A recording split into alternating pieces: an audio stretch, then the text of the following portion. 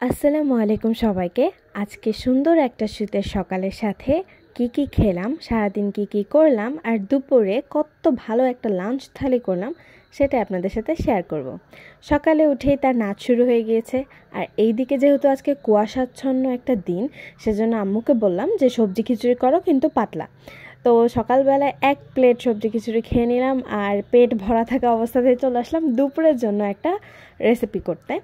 আসলে আমি সবসময় ভর্তা খেতে খুব পছন্দ করি আর আমার চ্যানেলে তো প্রচুর পরিমাণে ভর্তার ভিডিও, কিন্তু বেগুন কখনো পুড়িয়ে ভর্তা করা হয় নাই। তো আজকে সেটাই ট্রাই করছি। কখনো পুড়িয়ে ভর্তাটা আসলে ওইভাবে খাওয়া হয় নাই, সবসময় ভেজে খেয়েছি। আর টমেটোর সাথে বেগুনের কম্বিনেশনটা কিন্তু খুবই ভালো।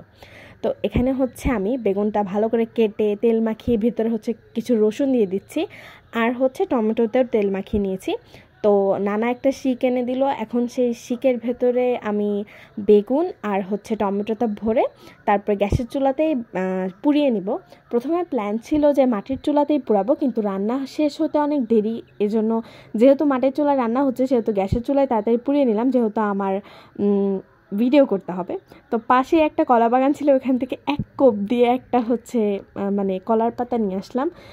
যদিও ব্যাড লাক ছিল, পরে আমার আরেকটা কাটতে হয়েছে, কারণ এই কলার পাতাটা প্রচুর পরিমাণে মানে পোকা বা ছিট ছিল।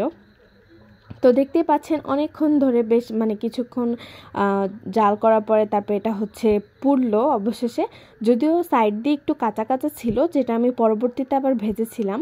আর ওপরের এই খোসাগুলো আমি ফেলে দিচ্ছিলাম, যেগুলো পুড়ে গিয়েছিল। আর আমি বারবার বলতেছিলাম মনে মনে যে এটা তো পোড়া একটা স্মেল আসবে, কিন্তু পরে নানু বললো যে এই পোড়া স্মেলটাই এর জন্যই পোড়ায় ভর্তা করা হয়, একটা পোড়া স্মেল আসে, ভালো লাগে ওটা। তো এরপর হচ্ছে আমি একটু সয়াবিন তেল দিয়ে নিলাম, তার মধ্যে হচ্ছে আমি বেগুনটাকে ভেজে নিচ্ছি, টমেটো ভেজে নিচ্ছি, আর পাশে হচ্ছে কয়েকটা শুকনো মরিচ দিলাম। প্রথমে ভাবলাম যে না কাঁচামরিচ দিয়ে করবো, কিন্তু মনে হলো যে শুকনো মরিচ দিয়ে করলে বেটার হবে, আমার কখন যে কি মন চায়। যাই হোক, এরপর হচ্ছে আমি শুকনো মরিচটা খুব ভালোভাবে হাতের মাধ্যমে পিষে নিচ্ছি। তারপর হচ্ছে সবগুলো একসাথে মাখাবো। আজকের দুপুরের থালি আজকের দুপুরে যে লাঞ্চ, সেটা আমি আসলে হঠাৎ করে মনে হলো যে আমি কলা পাতায় খাবো। আমার না কলা পাতায় খাইতে খুবই ভালো লাগে, এটা হচ্ছে আমার একটা শখ। আমার ডাল আইটেমের কিছু হলো বা বেঙ্গলি থালি, এগুলো সাজায় তারপর হচ্ছে খেতে আর আপনাদের সাথে শেয়ার করতে আমার খুব ভালো লাগে। যাই হোক, আমি ধনিয়া পাতা, কাঁচা পেঁয়াজ কুচি দিয়ে আর হচ্ছে সব কিছু একসাথে মিশিয়ে লবণ দিয়ে সরিষার তেল দিয়ে একসাথে মাখিয়ে নিচ্ছি। আর আমার কাছে না কেন জানি ভাজা বেগুনের ভর্তাটাই বেশি ভালো লাগে এই পোড়ানো বেগুনের ভর্তার থেকে। আজকে ফার্স্ট টাইম আমি খেলাম। তো এরপর হচ্ছে আমি কলা পাতা কেটে নিয়ে আসছি, তারপরে এটার উপরে আমি হচ্ছে ভাত দিয়ে দিলাম, তারপরে একটা বেগুন ভাজা দিয়ে দিলাম, দেখতে অনেক সুন্দর লাগতেছিল। এরপর হচ্ছে আমি মাছ ভাজা দিয়ে দিলাম 2 পিস, সাথে নিয়ে নিলাম সবজি, এটা হচ্ছে পাতাকপি, আর নিয়ে নিলাম হচ্ছে মাত্রই করা পোড়া বেগুনের ভর্তা। তো এখন হচ্ছে আমি টেস্ট করব। আর আমার কাছে এই ভিডিও শ্যুট করতে অনেক বেশি ভালো লাগতেছিল। ও ভালো কথা, লাস্টে কিন্তু আমি 1 বাটি ডালও নিয়েছিলাম, ডালটাও বেশ মজার ছিল। তো আমি খুব ভালোভাবে আমি ভিডিওই করতেছিলাম, বেশি এনজয় করছি খাওয়াটা অনেক, কারণ হচ্ছে কলা পাতায় খাওয়ার একটা আলাদাই মজা আছে। খাবারের টেস্ট বদলায় না, কিন্তু অন্যরকম একটা অথেন্টিক ভাইব আসে। তো এরপর হচ্ছে আমি বেগুন ভাজা ট্রাই করলাম, বেগুন ভাজাটা অনেক মজা হয়েছিল। তারপরে হচ্ছে মাছ, সবজি সব কিছু অনেক ভালো ছিল। তো এইটা নিয়ে আমি একটা রিলস আপলোড দিয়েছি, আপনারা আশা করি দেখবেন।